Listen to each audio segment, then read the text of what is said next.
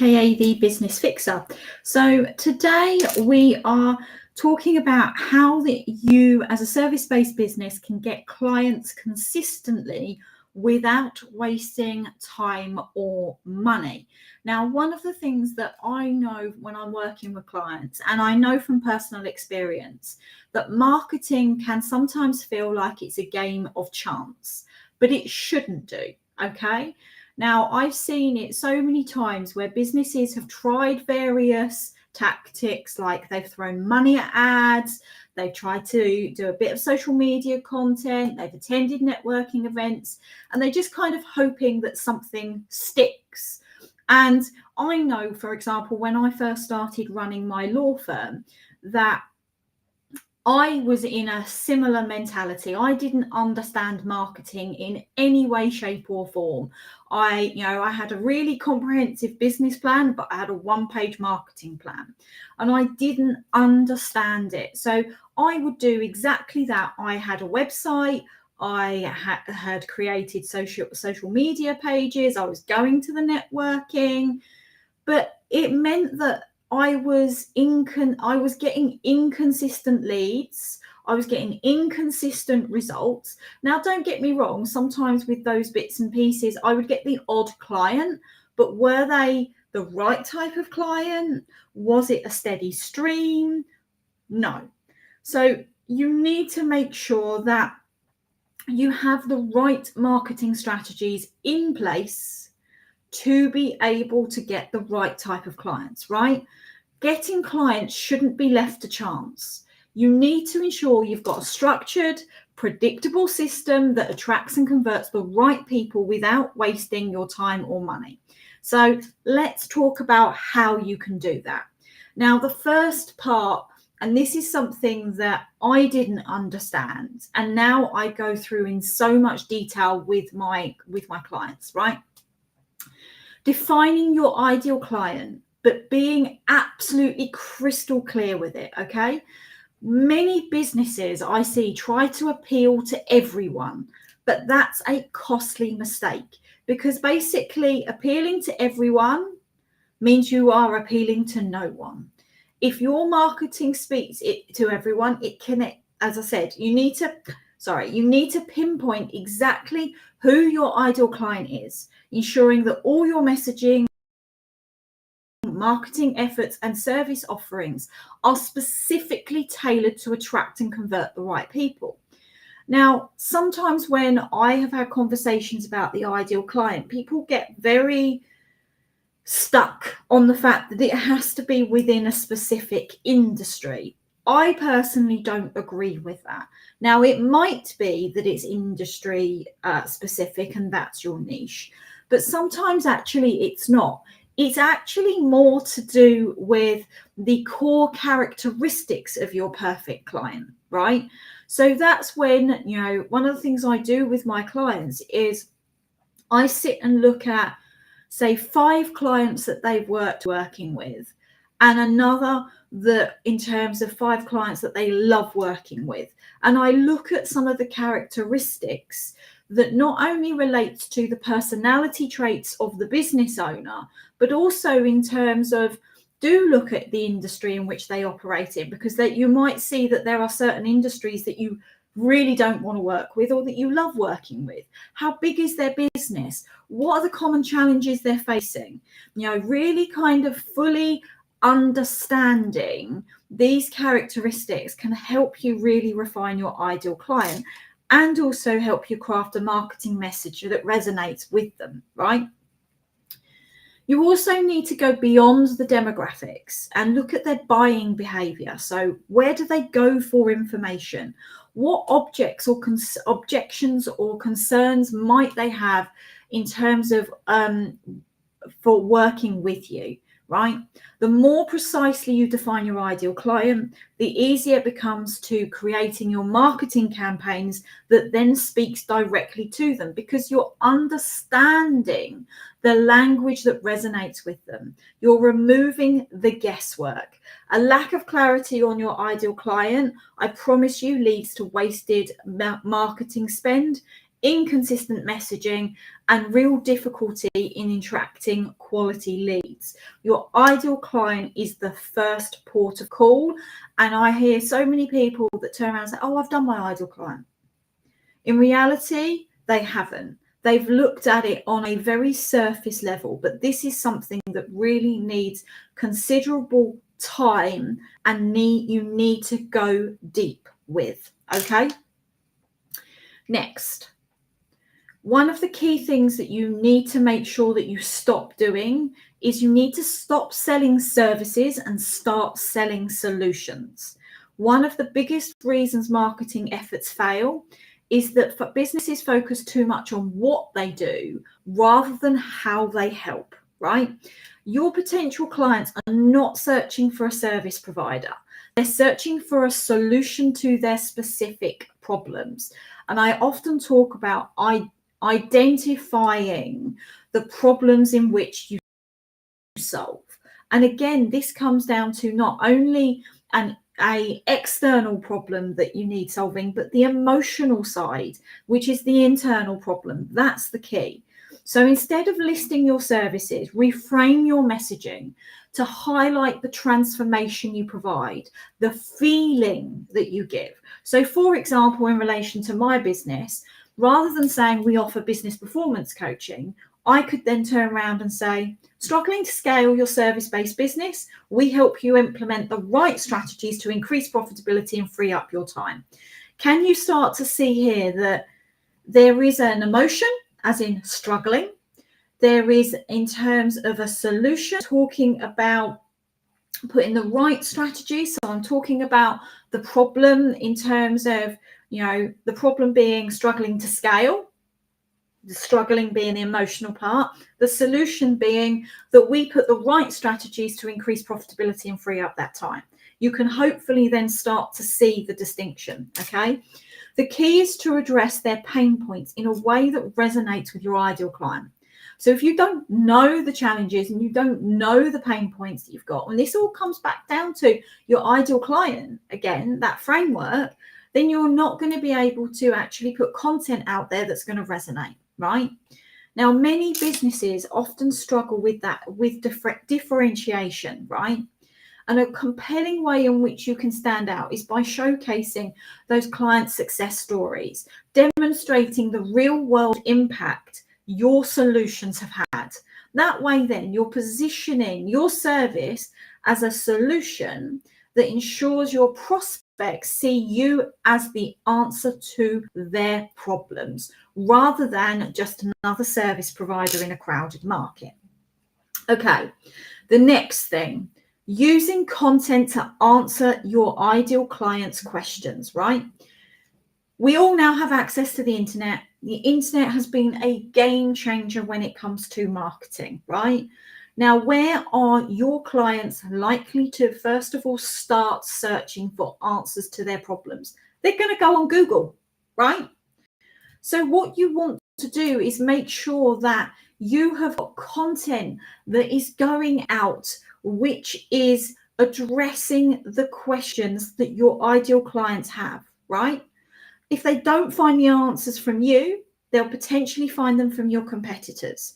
So a well-executed content strategy ensures that when they go looking for they go looking to solve the problem that you solve, your business is the trusted source that provides the value and builds that credibility, right? So there is a book called They Ask, You Answer. And this approach is basically literally ensuring that your content is all about giving them answers. And one of the key things that it states in that book is if you have answered the majority of their questions prior to them even having a conversation with you, you are 80% there in relation to converting them into a sale. That's a huge percentage, right? So this content needs to be designed to directly address the real questions they're asking. The best way in which you can uncover those questions is by listening. So when you are having conversations with your prospects, what are the common concerns that are raised? What are they repeatedly asking before they're committing? These insights should form a solid foundation for your content. And what type of content then do you put out there? One of the most highest impact is still blogs. Blogs, videos, case studies, and client testimonials, okay?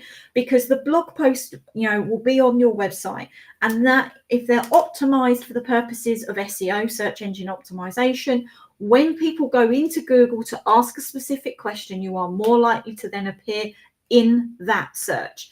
Videos now have the highest level of engagement, and things like case studies and client testimonials. Again, it goes back to that whole credibility. It goes back to that whole thing of know, like, and trust. Okay.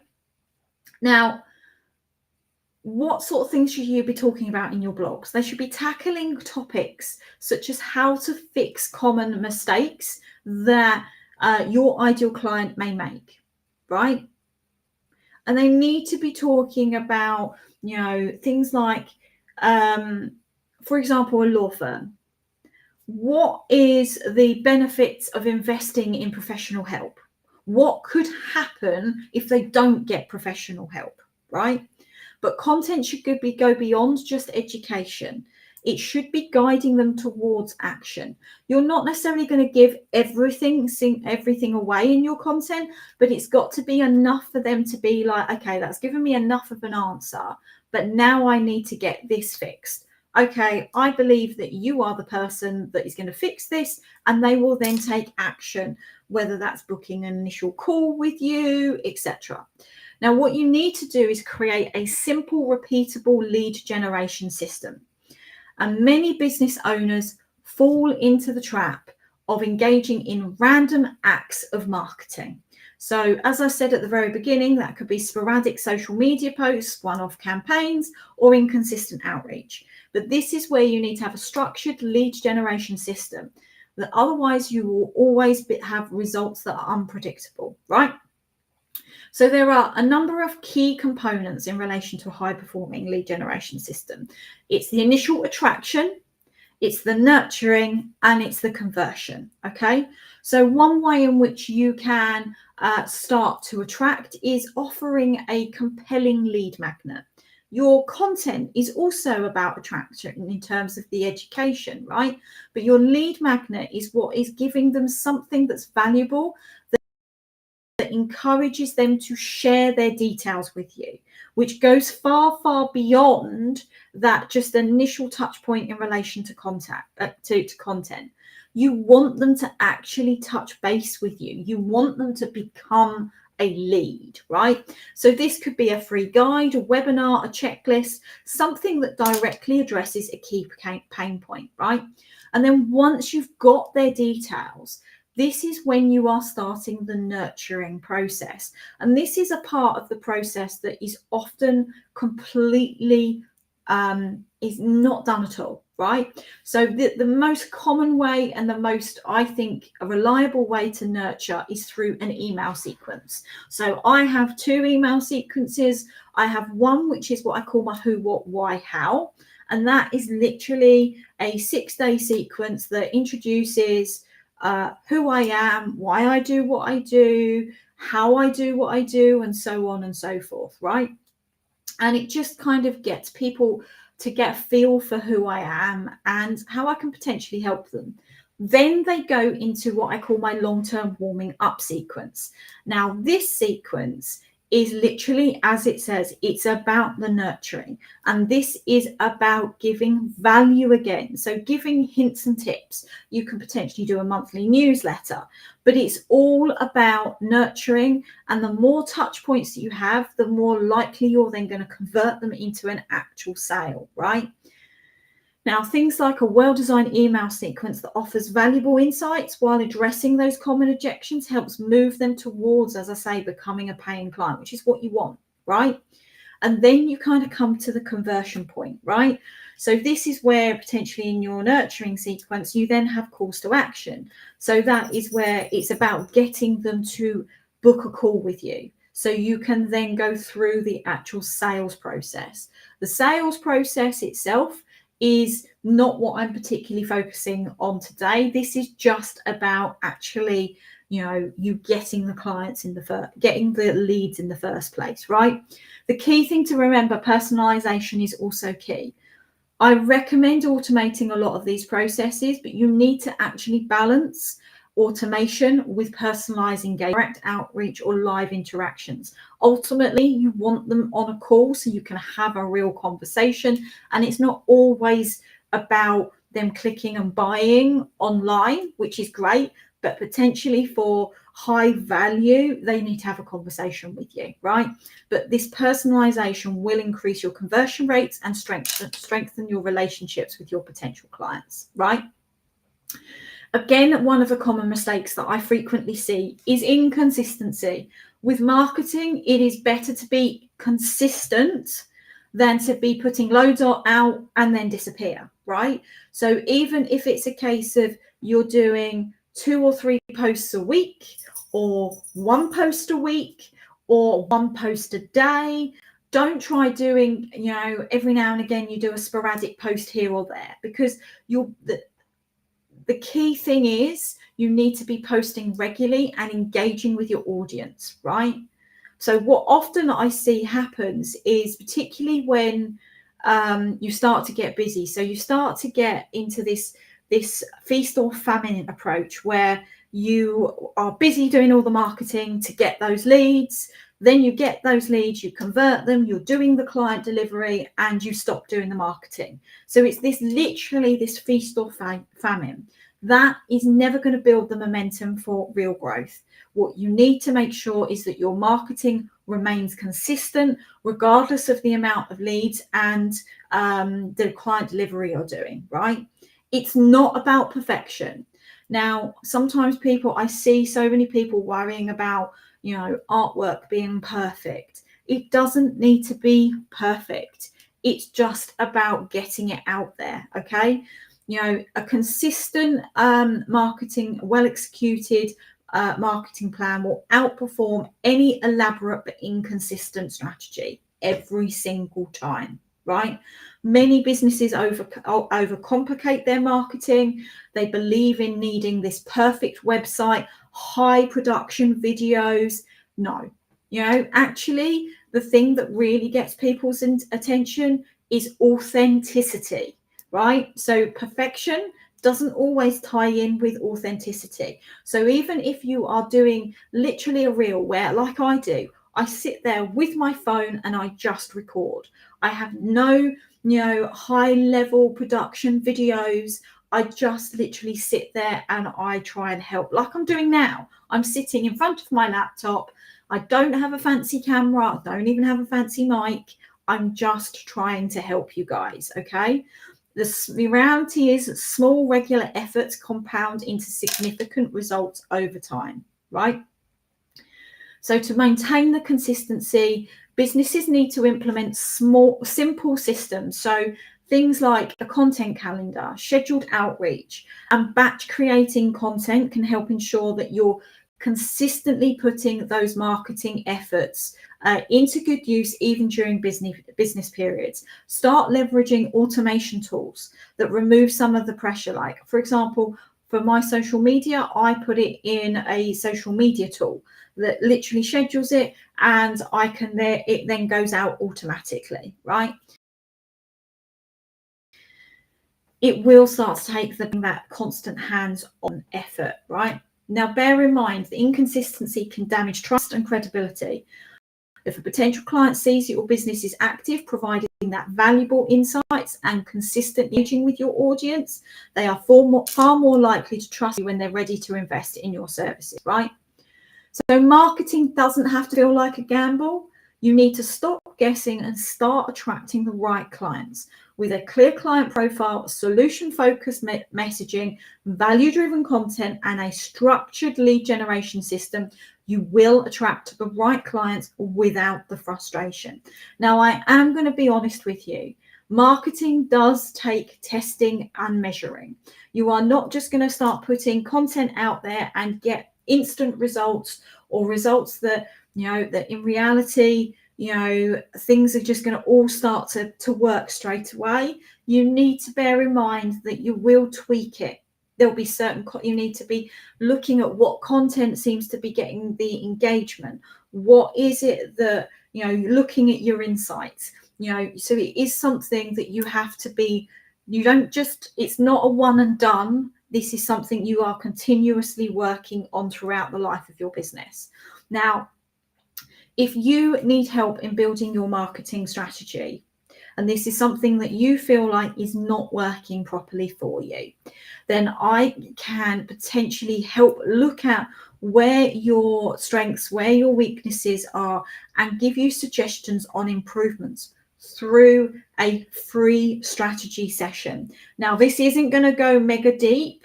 This is something that literally is just going to give you a starting point, and we can potentially have a conversation about how I can help you on a much deeper level. Now, if that's something you are interested in, please put in the comments the word marketing, or DM me the word marketing, and we can start having a conversation. So I hope that today's live has given you some real insights. Marketing is a fundamental part of your business. You will not be able to survive without it. So if you need help, you know what you need to do. Simply comment the word marketing, and I will see you all again very soon.